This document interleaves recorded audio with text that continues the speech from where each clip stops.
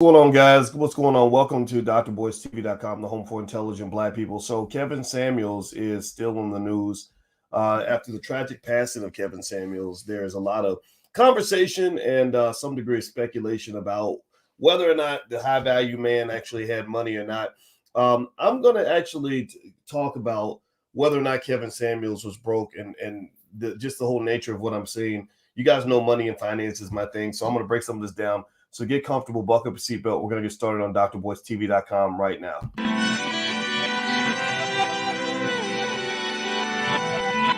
Here we are, clan the isms, cataclysm, great. Our people out here struggling, trying to make it in this state. Everybody out here doing it, but we the ones too late. Now family, we the ones who gotta delegate. Get that money in the power, never be fake.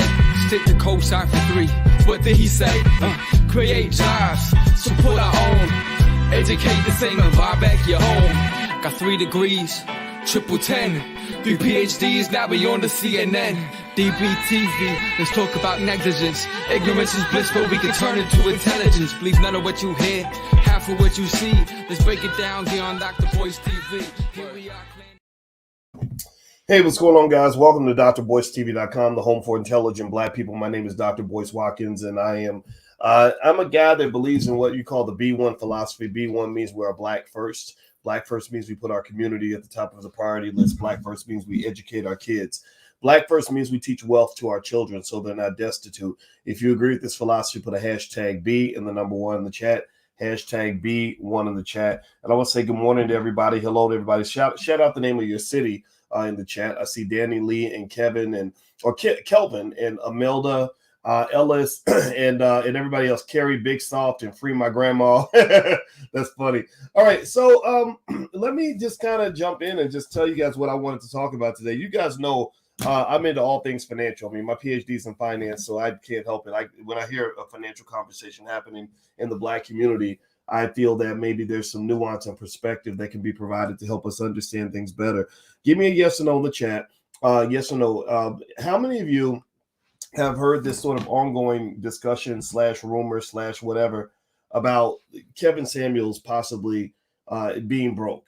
Give me a yes in the chat if you've heard any of this conversation, any of this internet chatter. Apparently that's the big chatter now, that Kevin Samuels had no money. Kevin Samuels was pretending to be a high value man and everything else. Has anybody seen any of this? And why does it matter? I think it matters a lot because Kevin Samuels was a guy who did, he talked a lot about a lot of other people, and a lot of people talked about him. And I think that Kevin understands why conversations like this are going to happen. When you're in the public eye, you kind of take an oath. You kind of accept the fact that people are going to talk about you because that's what you want. You want people talking about you. And then the thing is, I observed Kevin Samuels' career, when he was sort of doing his thing, and he was very good at it. And a lot of people don't know this, but before he blew up, he tried for years to blow up. He was trying for years, trying different things and different images and different styles. And he finally found the one that stuck, the one that worked. But if you go back, his YouTube channel is several years old. So Kevin, Kevin understands the nature of the game. And so here's what's interesting, right? And this is something that I really wanted to talk about it because I really think the internet doesn't have a lot of balance right now. I think that you have these weird conversations happening where you've got, millions of men who just, who have no problem saying anything about Black women. They say it under the guise of holding them accountable. And I don't agree with that. I think that you can hold people accountable without being an asshole about it. And the same thing is true with, you have millions of women. You have a lot of women that literally are stepping on a dead man's grave. They're literally peeing on his grave. And it's only making you look worse. You're only fulfilling, you're only kind of behaving in the stereotypical fashion that somebody like Kevin might have pointed out. You act like a ragamuffin when you're out here celebrating a man's death. It makes you look sad and ridiculous, right? It shows no class. And I can tell you, men, seriously, if men out here, do not marry a woman who celebrates the death of a man who disagrees with her, because that's not a good person. That is not a good woman. So really, at the end of the day, remember, the world is divided between what I believe to be people that try to be good people and people who try to be bad people, because maybe the bad people have been hurt. So they feel like, if I got to be bad to you before you're bad to me. And that's where the gender war is locked up. That's where the gender war is. A lot of y'all are not participating in the gender war. Shout yourselves out. Say me or something if you're not participating in this gender war. If you're a black woman who loves black men, who loves the hell out of us despite our flaws, say me in the chat. Say yes in the chat. If you are a black man who loves black women despite the challenges that come with all of us being descendants of slaves, we're all ADOS, right? Shout yourselves out in chat, because I think that what has to happen is that the people who are in the gender war need to be isolated from the people who are not in the gender war. The people in the gender war are people who are hurt, who unfortunately have allowed their pain to make them toxic. It might be a little girl who's mad because her daddy was never around, so therefore all of her problems are linked to black men, or maybe she's fallen into white feminism that told her that the black man is the reason for everything that's wrong in your life. And it may be the black man who's mad because maybe his baby mama took his child away, or maybe he's mad at his mother because his mother was mean to him, or maybe he's mad because his daddy wasn't around, so he says, well, you shouldn't date single mothers because single mothers got them raggedy ass kids when he was a raggedy ass kid 15-20 years ago, right? But yeah, for some reason he thinks those kids don't deserve love. Like, seriously, those are the people that are in the gender war. The people that are in the gender war are, in my opinion, unfortunately, you have to be careful, because you can become what I call an emotional zombie. Zombies, you think about zombie movies, people get bitten by another zombie and then they catch the zombie virus. People who are full of toxicity, people who haven't overcome their trauma. Black people are very high on the trauma scale. When you look at the ACEs trauma test, adverse childhood experiences, Black people tend to score very high on the trauma scale. And so trauma creates drama. And so ultimately you got the people that live in the middle of the drama. They swim in the drama. They like it. They get in the ocean. They get the poison water and they just swimming in it, swallowing the water, taking it all in, because that's where they operate best. And if there isn't poison in the water, they don't feel comfortable. They don't feel good in fresh water, clean water, healthy water. They want to be in the poisonous water. Almost like I had a relative who was such an alcoholic that if you gave him health food, he would get sick. If you gave him vegetables, he would get sick. You needed to give him liquor in order for him to feel normal. You need to give him heroin in order for his body to function properly. Like, that's what you have sometimes. You have a sickness in the spirit of your community that comes out in your relationships. I see all this happening because I'm watching what goes on the internet. So with that said, let me jump into this. Hit the thumbs up button. Thumbs up, thumbs up, thumbs up, share, subscribe. So here's the deal with Kevin Samuels in this conversation about whether or not Kevin Samuels had any money. I've seen people do entire podcasts basically almost celebrating this report, which I'm going to give you the nature of the report and where it came from and what my thoughts are in terms of what they're trying to say here. They're celebrating like, this so-called high value man only had $1,000 in his bank account. And when I heard that, I was like, really? That would be very surprising to me. So I looked at the nature of the report. It came from Media Takeout. Media Takeout is not a legitimate news organization. Media Takeout is not ABC News. Media Takeout, they're not even, Black Enterprise or BET. Right? Media Takeout is not an organization that is known for journalistic integrity. I'm sorry, they're known for rumors. There's a lot of bias in the media in terms of how you can almost tell. This is the weird thing to me.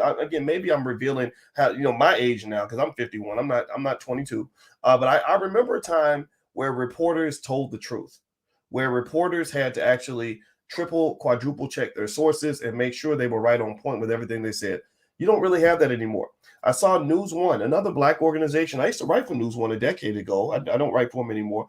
But I was very surprised when the title of their story about Kevin Samuels' death was something like, it said something like it said something in the title about him being misogynist. And I said, how in the hell are you going to put that in a title? Like, that's just your opinion of this guy. You're not supposed to do that when you're a journalist. I get it if you feel that way. I get it if he rubbed you the wrong way, but journalists aren't supposed to do that, right? So this is what you got here. You've got a world full of quack journalism, a world full of bias, tremendous amounts of bias, where people are just kind of saying whatever they want to say, and then people run with it like that's a real report. Media Takeout is not a news organization. Media Takeout, I looked at a little bit of the story. It looks like they quoted a friend of the family to say, oh, well, Kevin only had $1,000 in his bank account and they're doing a GoFundMe for him. Let me ask y'all a question. Give me a yes or no. Give me a yes or no. If I went to I want you to think of a random friend that you have. Think of your homeboy or your girl that you might go out to drinks with. And let's say, God forbid, you died tomorrow. let's say you died tomorrow, and then somebody went to your random ass friend that you have drinks with once a month, and said, so what was the state of her finances? How much money did Glenda Murphy McCrae have in the bank when she died? How much wealth did she have? What was her net worth? How many of y'all, give me a yes or no, how would you be able to answer that question accurately or honestly? Give me a yes or no. Would you be able to answer that question accurately or honestly if you died, God forbid, I hope everybody lives forever, but you ain't. You're not gonna live forever. That's why you need life insurance.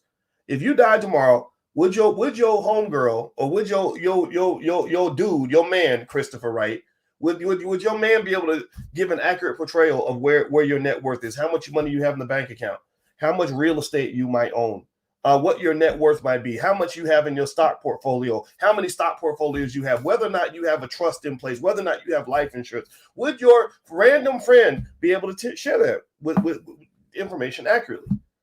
Well, the answer is probably no for 99.9% of you. Most of y'all don't really tell everybody all your economic business. And remember, there's an old adage in business. I think Rory Douglas was a good brother. I'm gonna meet him real soon. I like this guy a lot.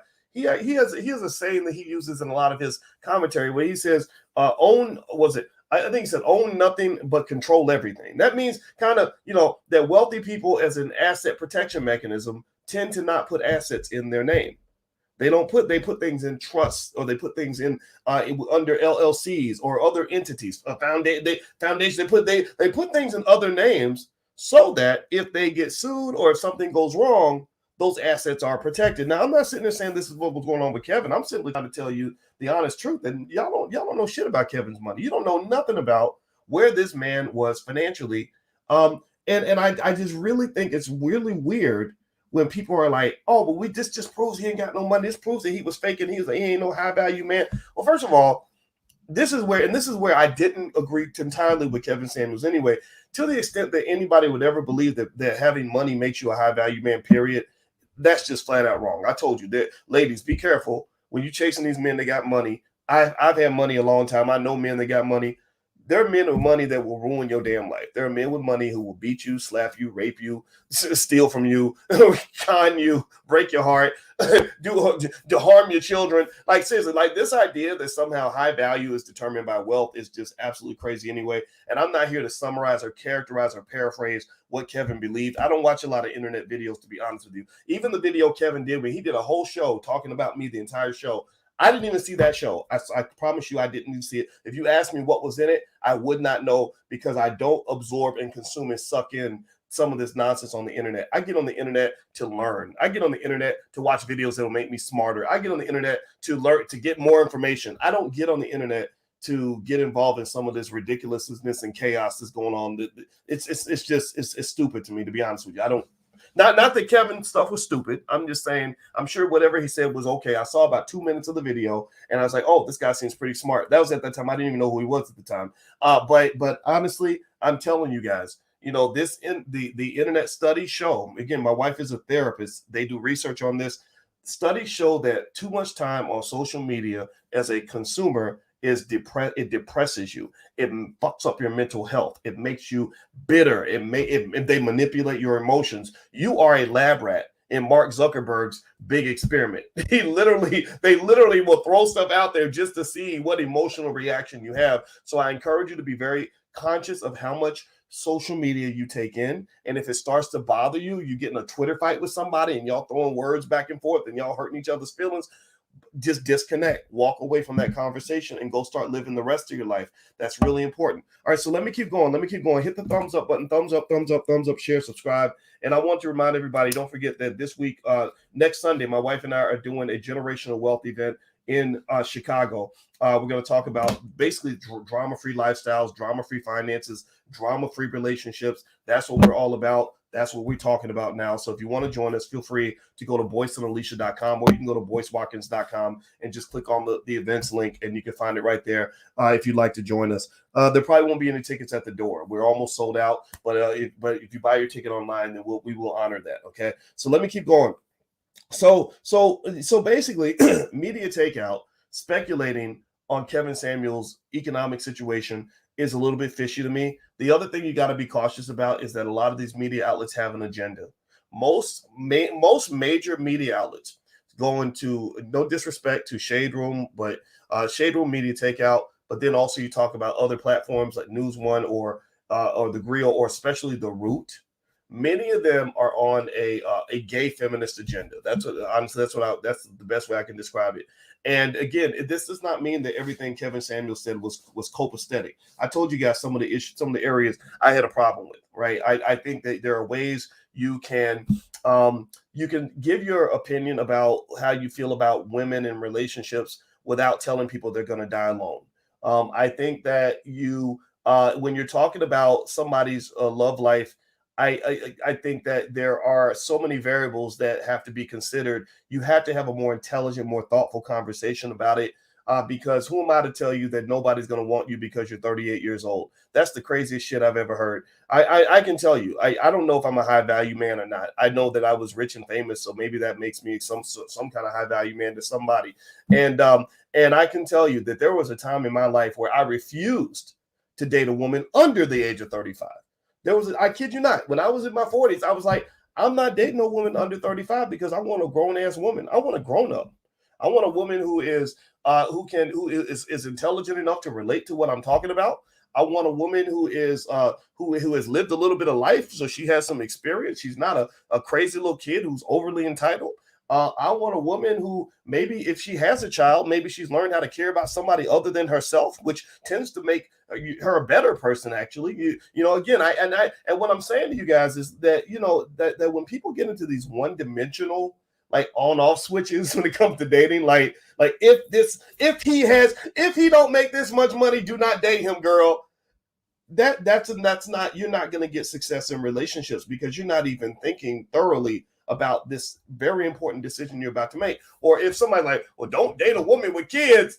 What's wrong with kids? You used to be a kid, Negro. Like, seriously, you were a kid and you had a single mama. Like just think for a second and say, what if a man, what if you went 25, 30 years back in my life and a man was saying the same thing about my mama that some of y'all are saying about single mothers? How would you feel? It would probably hurt your feelings. It'd probably be like, damn, like, what's wrong with me?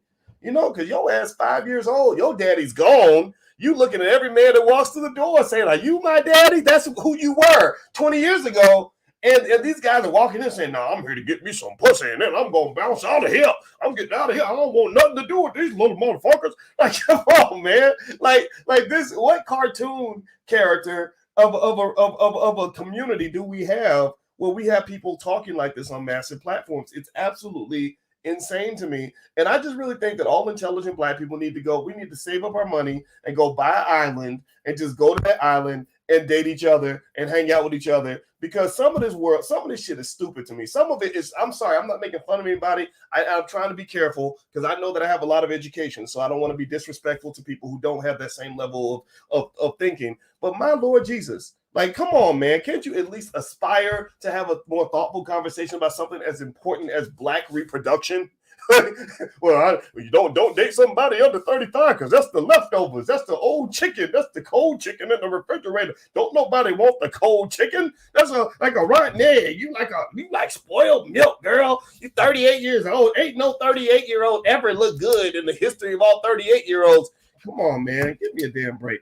So anyway, let me keep going. Hit the thumbs up button. Thumbs up, share, subscribe. Y'all know how I get. I'm going to tell y'all the truth. I know some people in here are pissing in the comments, but I don't give a shit. I don't care. All right, so let me keep going. All right. So so here's another thing about Kevin and the net worth thing. The reason I was offended by people speculating on his net worth, or not offended, but kind of disturbed by it, is really, you don't know nothing about this man's money. You don't know nothing about where he is financially.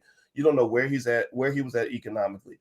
I would find it very hard to believe. We at the very least know that you can never say that he didn't have income, right? You can't say that.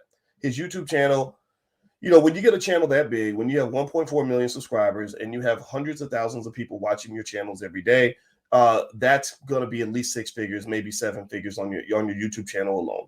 On top of that, Kevin Samuels was a very well-known figure. So that means, you're talking about And again, I'm speaking partly in my own life. This is what I have seen myself. And I wasn't. I mean, my channel is as big as Kevin's. I mean, I got one channel with 400 something thousand subscribers, another one with about 300 something thousand. But I never had 1.4 million, right? Because I appeal to a slimmer demographic. I offend quite a few people, and some people I don't want on my channel anyway. I want intelligent Black people, which means I'm not going to appeal to the masses. But even in my space. When you are out there, you do have income earning opportunities, right? And so I would be stunned if Kevin was just a guy who wasn't bringing in money. I would fully suspect that his income was probably quite high, But here's the thing. Here's the other piece of that. This is why you can't go too far with that assumption. Remember, income is not the same as wealth. And also, income is like, if you think about basketball, income is like offense. Right? Think about a basketball team that has a lot of offense. So let's say you have a team like the Golden State Warriors. They say we score 115 points a game, right? And someone says, well, that means they must have won every game because they score 115 points a game. Well, no, they could have lost every game if the opposition scored 130 points a game. Do you understand? So if they have no defense, if they don't defend their offense, then they're still not going to win no matter how many points they score. So your income is your offense. Your expenses are kind of like the defense. And so one of the things that I would say is that when I looked at Kevin's life, and I wasn't really sure, and again, this is all my speculation, Kevin, what the things I observed and based on his commentary and based on the imagery and things like that is it's not cheap to be an image consultant because you always have to maintain the image. Part of the reason that I never worked hard to maintain images is because I don't want to do that front. I told you a lot of Black college graduates. I'm not saying Kevin's in this category. I'm really talking about you. I told you guys I might talk about the celebrities and the famous people, but really, you're the ones I care about. You're the hero in this story, in my view. You're the ones that I want to turn this back to because you're the ones that matter, not the people on the internet. But there are lots of Black college graduates who went to great schools, who have lots of degrees, who eventually go broke because they maintain a certain image. Many of them struggle financially because they took on all the student loan debt, and then every time they go to dinner, they're always paying for it. They're always driving the Bentley or the Benz or the Beamer. They're always dressed to the nines. They have to always maintain a certain kind of apartment or certain kind of house, and so a lot of them end up with a negative net worth. So you'll see where this person has an income of $300,000 a year, but they're spending $310,000 a year, and they still got $300,000 in student loans that they've never repaid, right? And if they've never really sort of doubled down on substantial asset accumulation, meaning ownership of home, ownership of real estate, ownership of stocks and bonds, significant investment in the 401ks, things like that, or maybe the building of a business and a side hustle, then they don't have the assets to kind of balance against these massive expenses and the significant liability. So what is my point? My point is to say, again, at the end of the day, none of y'all really know exactly where Kevin stood financially. I'm going to stick by that point.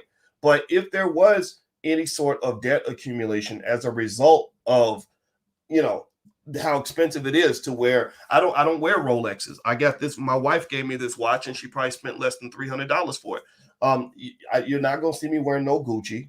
I don't wear that European shit. I'm not going to wear a white man's brand on my ass and have it somehow convince me that I'm a better human being. Do you know Bernard Arnault, who started Louis and all that stuff? Do you know he's worth over $100 billion? And he gets most of his money because rappers are the number one promoters of his brand. And he don't even like y'all black asses. So I'm not going to wear a label of somebody who doesn't even like me, who wouldn't even want me in his house. What kind of ridiculous slave thinking is that, right? So wearing that fancy European stuff it's costly, and also it's just a little bit weird. Honestly, I really think as a people we really might want to reconsider that. At least if you like the designer brands, try to find some designer brands that are black owned, or at the very least do it with some sort of moderation, or at least do some self-reflection. This is where I love being married to a black woman who's a therapist, because she actually will explain to you that there is a deep-seated psychological reason that you feel the need to have a white man brand your ass in order for you to feel better about yourself as a human being.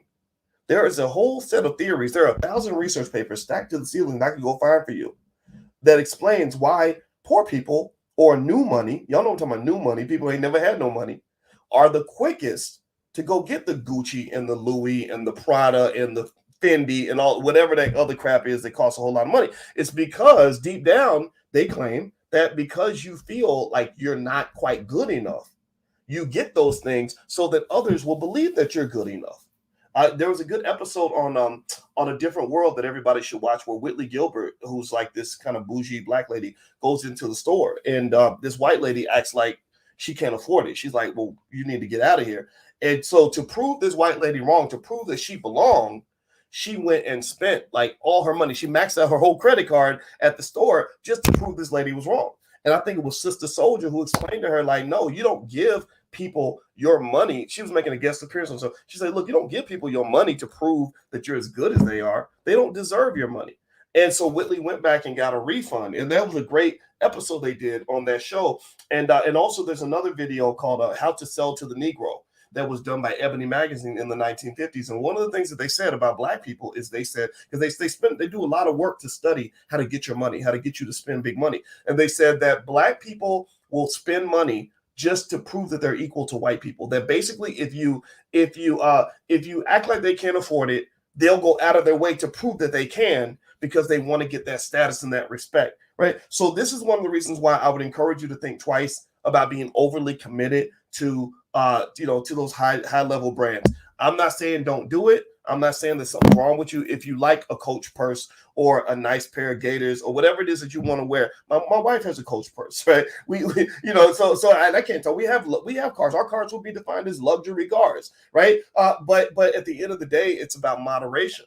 We're not going to go buy that luxury car with our last $2. We're going to save and invest first. And then whatever's left, it's like, okay, let's go get something nice or whatever, right? Okay, so anyway, let me keep going. Do me a favor, hit the thumbs up button, thumbs up, share, subscribe. Also, I want to remind everybody, in case you're not aware, the Black Business School, you can join the Black Business School for free, by the way, in case you're not aware of that. And also, if you want to join, we have a Powernomics training that I do every Wednesday. Every Wednesday night, we're reading the book Powernomics by Dr. Claude Anderson. It is totally 100% free to the community. I encourage you to bring your children, bring your family, bring your wife and kids, bring everybody, because our whole community needs to be educated on this stuff. White people are not going to do it, but that's okay, because you got some intelligent black people out here who will lay it down for you in every single way. So feel free, if you're interested, go to boycewatkins.com. Just click on the link for the Black Business School. You can get started for free. Or if you're watching on Instagram, hit the link in the bio. Okay, so with Kevin Samuels, again, so we established, number one, media takeout's full of crap. They're I'm sorry if y'all watching, but the media takeout, The Root, News One, the way they covered his death was wrong. It was heavily agenda driven, which lets people know that you're kind of on a real heavy bias in terms of your reporting, which is incredibly problematic, because there are lots of black people who are rightfully offended by this sort of propaganda smear. And this is one of the things that the left has always done. They love to smear people who they disagree with. So because Kevin had a narrative that was a little bit different, rather than objectively trying to understand this perspective or to understand why 1.4 million people subscribe to his channel, they just want to write it off as ignorance, misogyny, stupidity, whatever. I'm not saying that there wasn't some of that there. I'm not saying that there weren't some things there to be deeply offended by. I've told you guys some things that bothered me, and people, maybe, I don't know how they feel about it, but I've got to tell you the truth. But I can say this, though. I know a lot of people who were fans of Kevin, who listened to his stuff, who were good people, who are truly trying to do what's right. I know a lot of people who heard him and said, man, I'm just glad somebody's speaking up on how we feel as black men, because nobody cares about how we feel. Everybody tells us that we're wrong. Everybody tells black women that they can do no wrong and that they're perfect just the way they are, and blah, blah, blah, blah. And that's just not true. Whereas we're always being corrected. We're always being told that we're too masculine, or we're too toxic, or we're too this and we're too that, or we don't want to commit and we don't blah, blah, blah. But at the same time, I can tell you, as a black man who's been dating, who's been in the dating pool, some of y'all women are really fucked up. Excuse my French. I'm not talking about all of you. I'm not talking about a lot of the women that are here. I'm not talking about the intelligent black women who are trying to do what's right. But y'all know what I'm talking about. The women know that some of these women are messed up. The women are the first ones to know some of these women's heads are screwed on backward. right? And think that their shit don't stink. And so ultimately, when you see this kind of vitriol coming out where people are literally dancing on this man's grave and peeing on it at the same time, it's actually proving his point. Right? It's making it clear that yeah, there are some people who, because of significant mental health issues they developed as a child, significant pain they experienced because Black people are high on the trauma scale, maybe because of something that happened with their daddy when they were 5, they grew up literally having a very hard time accepting the idea that a Black man might be a decent human being who's trying to do the right thing. So what you're saying really in the whole Kevin Samuels gender war thing, or not even Kevin Samuels, I'm not gonna put that on him, but the gender war in general is you're seeing hurt feelings hurting other feelings. Like my feelings are hurt, so I think Black women are this and this and this. And she said my feelings are hurt because Black men did this and this to me. Well, really, all y'all really need therapy. Like everybody needs therapy. I really believe that, and I hope you will take it to heart because all of us go through things that hurt our feelings, and we all get tempted to say, man, you know what, dang, nice guys always finish last. Well, man, I ain't gonna be no nice guy because these women don't like nice guys. I need to learn how to be a jerk. I need to learn how to act like the rappers and disrespect women and blah blah blah. And because you see that. Think about this. This is white supremacy. White supremacy does this. They elevate these men who have zero respect for women. I mean, I'm not dissing them or anything, and I'm a little too close to home because I'm friends with some of the rappers and stuff. But think about it. Snoop Dogg got famous. What was Snoop Dogg's most famous line? Somebody write in the chat. What was Snoop Dogg's most famous line that made him into an international icon? Way back in the day. Some of y'all may not be old enough to remember this. What was his most famous line? We don't love them hoes. Right? And y'all thought that was the coolest thing in the world.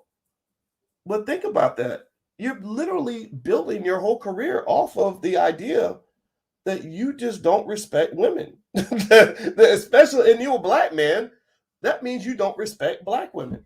That Black women are not worthy of love and respect. And that is about as genocidal of an ideology as you can have. Because remember, the Black woman is the cradle of civilization. Her womb is the cradle of all humanity. And you're literally saying, we don't love them hoes. We have no respect for that which is sacred. Not every woman is sacred. Not every woman is a queen. I don't care. I know people like to do this whole, like, you a queen, you a king. Now, I think you have to earn that status. If you call everybody a queen, everybody a king, and they ain't got to earn it, it doesn't mean anything. Every Black woman ain't no queen. But when you have women that have really done their absolute best to carry themselves in a way that is uplifting and supportive of the Black community, that has saved the Black man at every turn, that has really been there for us, starting with our mothers and going into all the women that helped you along the way. What's wrong with honoring that? Why is honoring that? Why does honoring that somehow make you a simp now? That's the craziest, most ridiculous line of thinking I've ever seen in my life. And I really just kind of think as a community, those who actually care, those who are intelligent enough to understand what I'm saying, those who care enough, you have to really kind of challenge or at least divert or walk away from that little boy talk. That's real bad little boy talk out there. So ultimately what I would say is that circling back when you talk about this core issue that we started off talking about, this whole speculation about Kevin and his money and everything else. I don't think there's any way to know what Kevin's true financial situation is. I think that those who are assuming that he's broke, you're probably you could easily be wrong. You don't know if he's broke or not. In finance, there's that saying, you own nothing, or you own nothing and control everything. So a lot of times people that have assets do not put their assets in their own name. So you don't know what Kevin's financial situation is. I think that's almost irrelevant, to be honest with you. Either his advice was good or it was bad. I don't think he necessarily had to be on top of the world financially for him to share good information.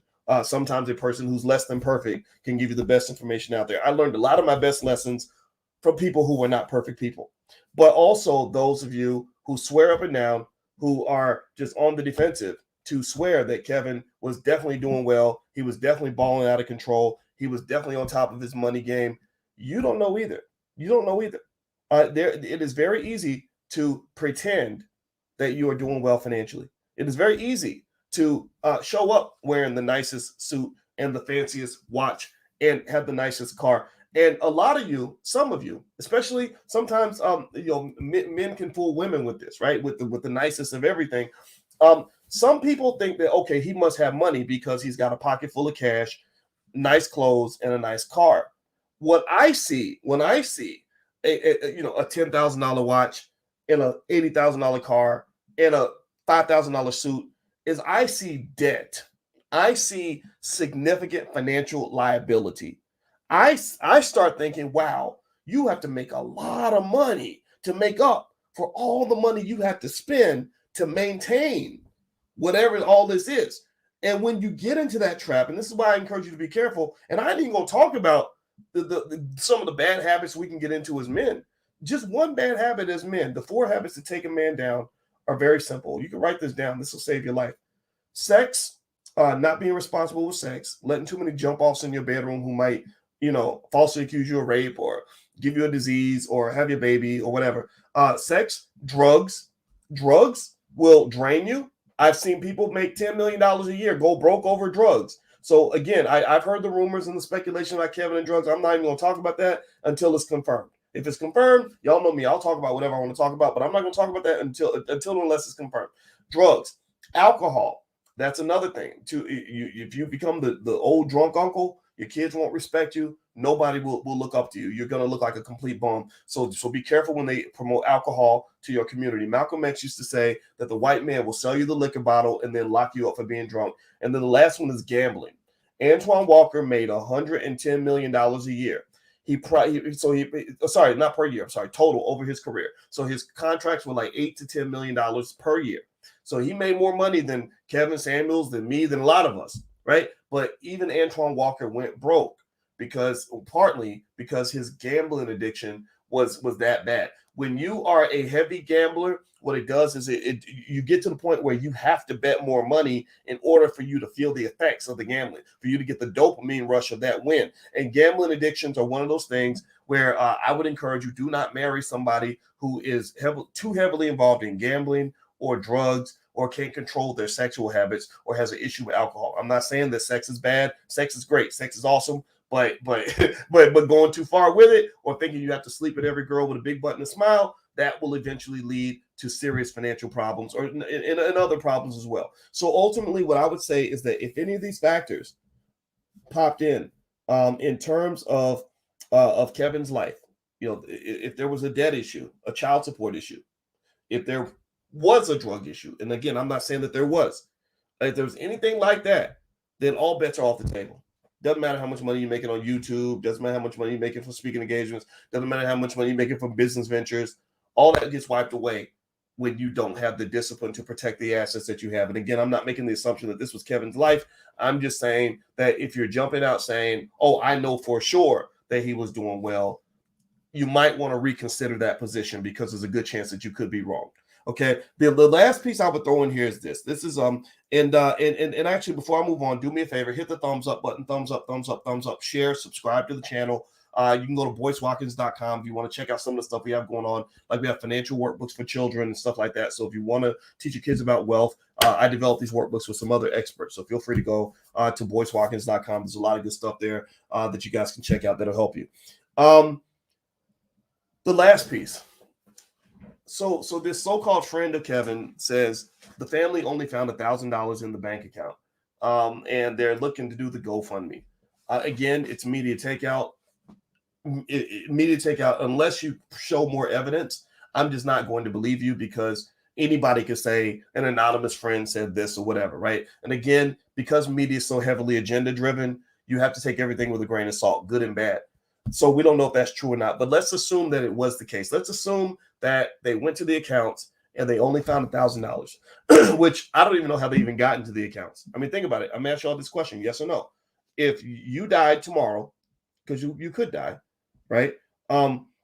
Would your relatives be able to even get into your bank account? Do they even have your passwords to get into your bank account? Could they go to the bank? I mean, maybe eventually somebody could show a death certificate, right, and get in, but they can't. I mean, that's my thought. It's like, wait a minute, the man just passed a couple of days ago. How are people getting in his bank account already, right? But either way, let's assume that they did. Let's assume that somebody was close enough where they got into the account and they only found $1,000. I mentioned earlier a lot of assets could be out of his name, but now there is a process of trying to figure out where the money's at, right? And again, I don't know what Kevin's process is or what he had in place. I have no idea. I'm not going to speculate on that. I'm really talking about you. What I want you to do in terms of how you can learn from this, you can learn from everything you see in life and everything you see in death as well. Ask yourself, how could people that are close to me find out where my assets are?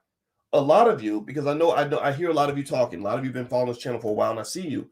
You're investing. You've got a stash account here. You got an Acorn account here. You got a Coinbase account here. You got a bank account here, an LLC bank account over there. You got some real estate over there. Could any one person even go find all of your assets? Could it, and this is one of the things. This is where I end up rubbing, kind of inserting myself into the manosphere a little bit, because I'm a man and I am, I'm comfortable with my manhood. Is I'm going to step in and kind of say, this is where you can't necessarily get caught up in people convincing you that you should live the single life until you're 70. This is why when you're when you're like 25 years old, you can't live at 60 like you did at 25, because if you die, that wife of yours or those people that are close to you, those children, whatever it is, those people you've poured into, those are the ones who are going to hold it down for you when it comes to looking into your estate and making sure that the assets get to where they're supposed to get to. When you're a single person with no meaningful connections with anyone else, you have no relationships you've poured into, not even a close friend that knows your specific situation or knows what to do in the event of your death. Well, it's really, do you know that billions of dollars in assets get lost like that every year? Did y'all know that? Well, I sat with my estate planning attorney for 6 hours. Me and my wife went all the way down to South Side Chicago, sat with the attorney for 6 hours. And one of the things that he mentioned that was really interesting was he said, people think that there's some universal database you can go to find out where somebody's assets are. He said, there is no database. He said, I have families come in saying, well, I know that cousin Rerun had money. I know Pookie has some money somewhere. Can we go find it? And he's like, how? I don't know how to find it. Did Pookie leave a document? Did he put any information anywhere that allows me to know where to go to find out where his assets are actually located? No. I mean, sure, maybe an accountant can help. Maybe the IRS can help. There might be some things you can do, but the truth of the matter is that billions of dollars get lost in the Black community every year because people don't even plan for their death. And so one of the small benefits of things like marriage and family, I'm not telling everybody to do it because it's hard. It takes work. If you're not ready to do the work, don't do it. Seriously, if you're not ready to really pour into your family and your marriage, do not try it, because do not try this at home unless you are prepared and skilled and ready to do the damn do. You might be better off being single. So it's okay to be single. I respect that. But one of the benefits of having marriage and family is that you have this person, assuming you pick correctly, you have this person next to you where you can go through with them the step-by-step plan, and you can say, okay, baby, if I told my wife, I said, okay, if something happens to me, I want you to go here. I want you to call this person and that person and go and look in this file and go check over here, because that's where all the money's at. This is where the life insurance is at. This is where the trust is at. This is where the real estate information is. This is where the bank accounts are. This is where you can get all the information you need. You have to do that, because here's the problem. If you die and you got a baby mama or something who's not a wife, not only is she going to get treated like a second-class citizen in the hospital when she's trying to visit you and cry by your bedside, but she's not going to get any respect at all or support at all when it's time for her to try to get access to your money to even pay the rent. You might be holding it down big time in life, but you can't do nothing in death. You can't come back and sign a document or make a phone call if you're a dead man. And it happens all the time. And so when I see a scenario where someone dies alone, like Kevin did. He died with a lady he met 24 hours earlier. I see that as a great opportunity for young people to kind of learn that every choice you make in life has a bright side and a dark side. Every choice you make has a pro, it has a con. Every choice you make has a benefit, it has an expense. And so what you're seeing there, in my view, in my opinion, is the nightmare scenario of a 57-year-old man dying of a heart attack in the arms of a woman he doesn't even know, and then people not really, at least to my knowledge, having anybody close enough to even know where to access his assets to make sure his family can benefit from the extraordinarily impactful legacy that Kevin was able to build in his life. Again, like him or dislike him, that's your job. I'm not judging that one way or the other, but the man had an impact. The man was famous. You know, he was T.I. the rapper was talking about Kevin Sam was ill. Everybody's talking, you know, so I'm talking about Kevin, right? So Kevin had an impact, and part of preserving the legacy and the benefits of your impact is making sure that things are kind of in place and documented, that the life insurance is set, that the estate planning is set, that the instructions are left. So again, so my assignment to you, the thing I would like for all intelligent Black people to think about as you walk away from this conversation is to just do an experiment that will take you about 10 minutes. And I want you to sit back and say, if I died right now, would my loved ones that I care about be able to get access to my resources? And if the answer is no, then maybe what you can do is type a little email to your favorite cousin. And you ain't even got to be married to do this. I'm not saying you got to go get married and all this stuff, because maybe if you don't meet the right person, that might not be right for you. But at least send an email to your a couple of people you love and trust, your sister and your dad and your son, and just say, hey, I just want you to know that I have an account at Merrill Lynch. I have an account at Bank of America. I got a stash at Acorn, and I have life insurance. And the lady Wanda is my life insurance agent. So if anything ever happens to me, just go back to this email and you can get this information. And this is really true if you have somebody in your house that is dependent on you. You got, man, seriously, you know, people act like, you know, they talk about marriage like, oh, it's just a piece of paper. No, it's more than a piece of paper. It's a legal document. Now, but it does constrain you. So you can't do it. You can't take it lightly, right? It is risky for everybody involved. But it's a legal document that does carry weight. Don't nobody care how many years you spent as his ride or die before he died. Ain't nobody gonna hear none of that. You can cry on the judge's desk all day. He's gonna be like, ma'am, you're not listed as the wife. You're about 2 points above being a side chick. Is that, you know, seriously, they're not, the judge is not gonna acknowledge any of that. He doesn't care how close y'all were or how many times y'all had sex, or how, you know, or the fact that you thought he called you wifey. Like, they're not gonna care. I'm not saying you got to go force people to get married. I'm just saying you got to make sure you know what it is. And I would say that for men in general, given that we have the masculine desire to protect, masculinity is protective. This is another reason why you got to be real careful about anybody who feels like they're defending their position by attacking, right? You ain't got to attack a Black woman to hold your position as a man. You ain't got to attack. Don't get me wrong. I piss off Black women every day. Y'all know that. When I had the whole conversation about Lizzo, y'all saw how many women got mad at me. And I was like, no, I'm sorry, but promoting obesity in the Black community is not healthy. I'm not backing down. I don't care. You can take money away. People took money away. I had a speaking engagement for $10,000 speaking engagement. That's good money, right? In Birmingham. What was it? I forgot what the name of the group was. A.G. Gaston. The A.G. Gaston Society had invited me to come speak. They were going to pay me $10,000.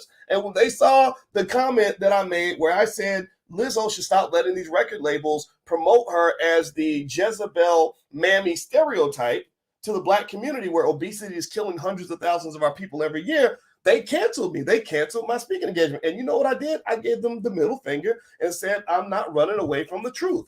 And a lot of women, particularly women, misunderstood what I was saying as some sort of misogyny. You hate Black women. I said, no, I don't hate Black women. I don't even hate Lizzo. I just hate these damn record labels that are promoting Black people as buffoons and clowns and losers and toxic individuals, and getting you to walk around in a modern day minstrel show. The reason you don't even understand how your hip hop is a modern day minstrel show, and a lot of this entertainment is a modern day minstrel show, is because these white people teaching you at school every day don't even teach you real Black history. They never taught you your history, so you don't understand how half of these damn rappers ain't doing nothing but repeating the same shit they did to y'all in slavery or in 1895. Seriously. So at the end of the day, you know, I think that you can make your position as a man without acting like a bitter little bitch. I think that you can just say, look, this is who I am. I stand on that. That's it. You know, y'all can bicker and argue or whatever, but I'm not going to yell and scream at you. You know, we're not going to have that kind of argument back and forth. Even with my wife, when she gets all like, I just say, well, no, this is what I'm going to do. I'm not going to yell. I can't scream because I lose my voice and it's hard for me and it's draining. So this is what it's going to be. And that's it. I'm not changing my opinion. I respect you. I love you. You're so beautiful today. But I'm not going to sit here and scream and holler at you like I'm wearing panties. Like I'm not doing that. And sometimes that's the paradox of some parts of the manosphere is they have this real interesting energy where it's like they're like fighting like that, you know, and it's like kind of weird. And I really think that in general, you can be a man without sitting around bitching about women all day. Just pick the right damn woman. Some of these women are raggedy. I agree with you. It's true. I'm sorry. It's just true. Y'all know. A lot of y'all, everybody in here probably knows at least 2-3 raggedy women that you wouldn't marry or you wouldn't touch with a 10-foot pole. They need help. They need therapy. They've been traumatized or misled or whatever it is. But just pick a quality, classy, decent woman. And then you're going to sit there and you're going to look at all this stuff going on the internet and you're going to just kind of laugh about it. You're going to say, wow, these people really are really going through it. They're really hurting right now. So that's my 2 cents. You know, I'm sorry. I know I brought in the doctor voice, but I had to bring in some uncle voice to just kind of give you a perspective that I hope that you'll hear. And I know everybody isn't going to agree with it, and that's okay. That's how the world works. But I think overall, just to summarize and paraphrase, 1, Media Takeout does not know how much money Kevin Samuels had. Again, not a legitimate journalistic outlet. You would need confirmation on that. And again, a lot of these media outlets are agenda driven, especially The Root. The Root is ridiculous. The Root, they smear pretty much any masculine black man within a 100-mile radius. They did the same thing to me. The Root tried. They made stuff up, told lies, whatever. That's what they do. That's the world you live in. That's life, right? I don't care. If you hear a stupid rumor about me, go hear it again. Because I don't watch any videos about me on the internet. When Kevin did a video about me, I didn't watch it. Other people do videos about me. I didn't. When Kwame Brown did 10, 15 videos about me, I did not watch one single video. I don't give a shit because I'm not going to get in the middle of your nonsense because I see what kind of a toxic vibrational level you're operating on. I don't want to be a part of any of that, right? Number 2, just because somebody has high income, which Kevin Samuels probably did, that does not mean that they're out of the woods financially. You don't know how much debt he had. You don't know if he had a child support thing. You don't know what's going on with taxes. You don't know what's going on with any other things he was spending money on that might have been very expensive. So if your expenses outweigh your income, you're not going to win. So don't run around saying, like, I know Kevin had money because you don't know either. Nobody really knows. But at the end of the day, make a plan. Whatever it is you got to do, whatever you do with your life, always make a plan. Because, if you are, one of the benefits of being single is that you get to do what you want to do. And remember, I didn't get married till I was in my 40s. So I totally get it. I understand. I was 33 years old. People are like, why aren't you married yet? I'm like, because I don't want to be married. I was single and I was mingling. I was living my life. I was enjoying my life. But then I got late 40s and I said, okay, let me go ahead and shut it down a little bit and take and shift lifestyles to a space that is more appropriate for where I am in my stage of life. I didn't, again, you got a lot of you got a lot of 50-year-old teenagers on the internet. You have a lot of men and women too, who are in their 40s and 50s who want to live like they're 22 years old. I don't think that works. It's tough. It's tough. I'm not saying don't do it. I'm not saying you got to get married and do all these other things. I'm just saying you got to at least form some sort of connection where you're pouring into relationships for people and individuals that can help hold you down as you hit those older stages of life, right? So again, it doesn't surprise me when a 57-year-old man dies in the arms of a woman that he doesn't even know, because you're 57, you're not 27, and I would be wrong not to share that honest perspective with you. And I'm sure people will take it how they want to take it, and it's fine. But for those that are able to hear this, that's my warning for you. always be thoughtful about the stage of life that you're in. Always be thoughtful about making the choices that are going to work for you. And never, ever, ever, not in 10 million years, never, never, no, never let any son of a bitch on the internet tell you how to live your life, no matter who they are.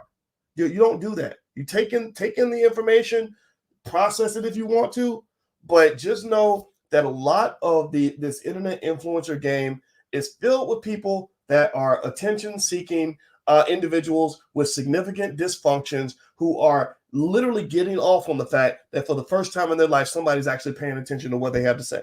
And a lot of times, the YouTube channels that get the most viewers, that get the most subscribers, get those subscribers because the dysfunction is so deep, because crazy people are really interesting to watch. That's why white people would put crazy ass Negroes on the Maury Povich show and get them to act like lunatics so that they can make millions of dollars from high ratings. Right? Oprah Winfrey did it back in the day. She would just find crazy people, put them on TV because crazy people are interesting to watch. Reality TV, Real Housewives, get black women, get them half drunk, get them slapping each other and acting like little kids. Then that makes for good TV. And black people are the number one targets of this because you're already kind of seen as the clowns of America.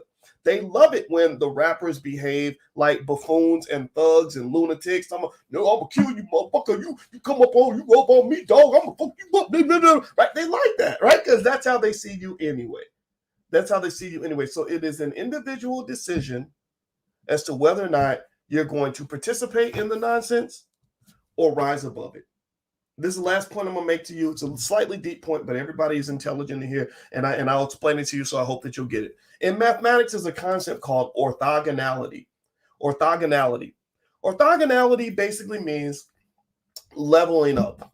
Orthogonality, a vector, a mathematical vector. Don't worry about what a vector is, but think of a vector like an arrow, right? So imagine if we're all on the same plane, we're all on the same frequency, the same vibration. And well, on this piece of paper, I can go this way or that way, right? I have length and width, right? Well, orthogonality is where I don't try to survive on this plane. I just rise up to this plane where I'm literally, it's like, or like if I'm in traffic, imagine if you could elevate above the traffic and your car could fly. Then suddenly everything that was crowded is no longer crowded. Everything that was hard is now easy. Everything that was an obstacle is no longer an obstacle anymore, because you chose to rise to a different level, right? So what I want you to do is I want you to just consider that as you're dealing with the nonsense, as you're dealing with the low vibration energy on the internet, as you're seeing all the chaos and the gender war, you have the ability to become orthogonal to what's going on. You have the ability to rise above it. You have the ability to level up and just say, I'm going to operate in this space where it's a little bit more of a blue ocean, not a red ocean. It's a little bit less crowded. It's a little bit less crazy. It allows me to be who I want to be. And it allows me the freedom of sort of living out my purpose in a way that is not impeded by small, tiny-minded Negroes that used to be around me. And that goes back to what Chuck D said. Chuck D actually commented on my Twitter today. I like Chuck D a lot. And Chuck D said something a long time ago that I really like, where he said, if you can't change the people around you, you got to change the people around you. So when I tell you guys that something that I don't watch half of this nonsense on the internet, that's kind of my way of changing the people around me. I'll get in here and I'll talk to the right people, the people that really want to do better in life. The rest of this stuff, man, is like, it's like comedy. It's like toxic comedy. So don't get caught up in the toxic comedy, because I don't want your life to become a toxic comedic tragedy. I want your life to be a testimony of victory. Do you get what I'm saying? Give me a yes in the chat if you get what I'm saying. All right, guys, I'm done. I hope you guys have a great day. I hope this conversation benefited you. Again, this is not in any way a diss or applause for Kevin Samuels one way or the other. I'm kind of neutral. I see the good and the bad. And also, I want to remind everybody, don't forget, my wife and I will be in Chicago on the 15th. We are having a Generational Wealth, a drama-free lifestyle event in Chicago. The training will be all about developing drama-free finances, drama-free relationships, and it's a Pillow Talk Live. It's adults only, though, because we want the adults to kind of meet each other and mingle, because some of y'all that are single, y'all need to meet the right people. Some of y'all that are couples need to network with other couples. So that's what it's also designed to do, because my wife is very social. So we designed it that way as well. So if you'd like to join the event, just go to boycewatkins.com, or you can go to boyceandalicia.com, either one. Also, the Black Business School, totally free. You can join that. You can hit the link in the bio if you're on Instagram, or go to boycewatkins.com, and you can actually join the Black Business School and get free access to my Powernomics training that we do every Wednesday. And last but not least, if you want to train your kids about wealth, because generational legacy is very important, feel free to go to financialworkbooks.com. We have some financial workbooks back in stock, so feel free to go take a look at financialworkbooks.com. I'm out of here, guys. Thank you for listening. Hit the thumbs up button on your way out if you could. I appreciate you. I love you. I'll see you soon. Take care now. Peace.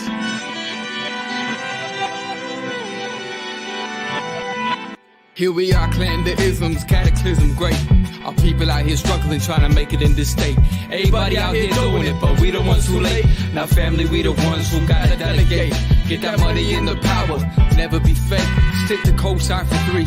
What did he say? Create jobs, support our own. Educate the same and buy back your home. Got 3 degrees, triple 10. 3 PhDs, now we on the CNN.